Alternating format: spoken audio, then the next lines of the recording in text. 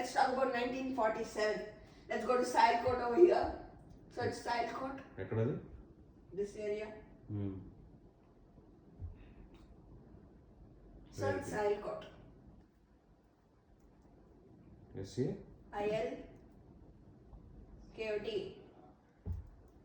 Saketh, Pakistan. Yes. Over here, there was a border drawn. Zoom out a bit. From this place all the way down to South India, people traveled a lot. This is a partition made hurriedly by the British. It was really hurriedly made. So people were like, we don't want to stay in Pakistan because they were Indians or Hindu to be more accurate. So people in Lahore moved all the way from Lahore to can you zoom out a bit? To Nagpur or any place in India other than Pakistan and Bangladesh. Bangladesh back then was West Pakistan, East Pakistan, sorry. East Pakistan also didn't like to be Pakistan a lot because Pakistan is Pakistan. They wanted to be an independent country. So Indira Gandhi was like, become an independent country. Coming back to 1947. There were a lot of people hurriedly going on to the last train going to India. Few of those trains went from Saketh, Lahore, Karachi and many other places. How the border was actually drawn, they took little regions, took how many people were actually Muslims or Indians/Christians. So for example, in Lahore, there were 60% Muslims, 40% Hindus. Okay. And other minorities were Christians or other religion people. So Lahore was a big part of Pakistan. So like that, the border was drawn.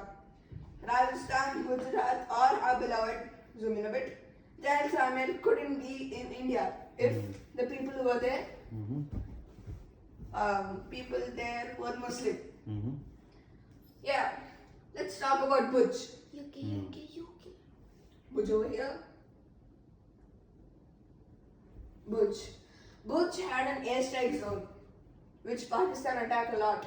So they had a runway, and Pakistan attacked India almost 3 times and lost every time. The embarrassment. So they attacked the airway, which disallowed the planes to take away to attack Sukur, Rahim, Balwapur, Karachi, Hyderabad of Pakistan or Lahore. So this was very important for India because it was the closest to Pakistan and had really good tech back then.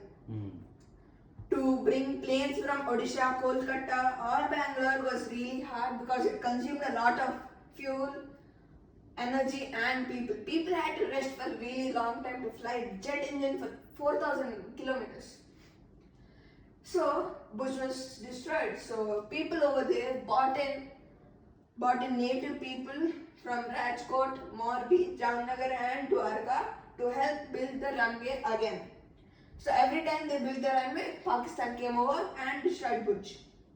It was so bad that Pakistan just gave up and thought Bhuj was done for. But no, people still kept rebuilding and attacked Pakistan, which led to an Indian victory. Zoom out again. Another question. Do you know about Dwarka? Yes. Dwarka is an ancient place. This was where Krishna built his ancient city. This part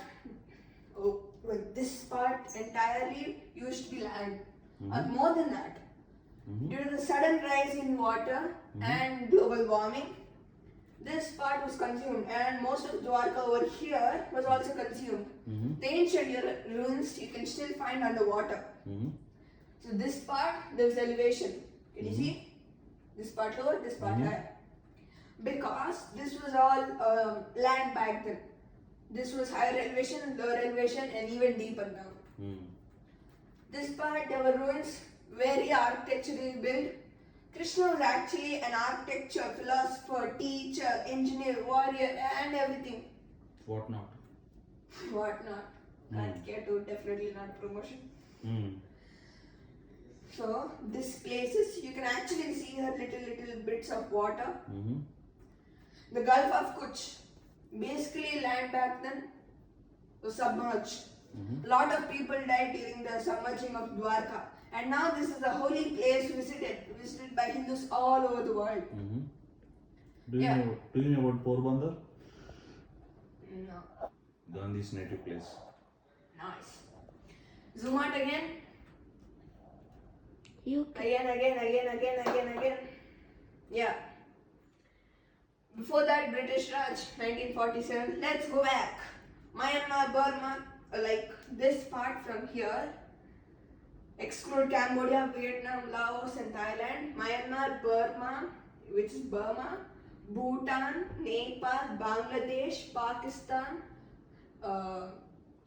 Jammu and Kashmir were all part of the British Raj. Hmm. The tax, the salt tax was almost at 1,400%. They were buying salt from the Indians over this place and this place. They were taking the freshly produced salt, selling it to the British again, taking all of the stock, not leaving some, selling it to them again with the price hike of 1,400%. So, so if 1 kg of salt was 10 rupees, it would be 14,000 rupees for 1 kg of salt. So living back then was basically impossible. If you didn't have money, you're dead for. Hmm. How did actually the British come into India? So there was this person called Aurangzeb. He led. There was a Mughal Empire which basically ruled all over India, Hmm. Most part of India. most part of India. There was Shah Jahan who built our beloved Taj Mahal, and his son Aurangzeb imprisoned him and built Bibi Ka Maqbara in Ahmedabad, Hmm. the Sasta version of it. Hmm. Yeah, he led the British into India in terms of trade and settlement. So the British were like, we'll pay 15,000 pounds if you let us stay in India for 5 months. Aurangzeb was like, sure, I need to build a Taj Mahal. Hmm. So he led them into India. They were torturing the people and not letting Aurangzeb know the atrocities committed in Ahmedabad, Surat, Mumbai, Goa, Karnataka. Hmm. Speaking about Goa, the Portuguese ruled over Goa until 2000s. Hmm. Can you believe it? Until 2000. Yeah, until the 2000s. Hmm. Parts of Goa, Hmm. like islands, were ruled by the Portuguese and not given to India until the 2000s. Hmm. You know, Sardar Vallabhbhai Patel, he gifted 202 princely states to India, Hmm. aka 202 kingdoms to India. Hmm. So there is a statue of Sardar Vallabhbhai Patel in Gujarat. Thank you for listening.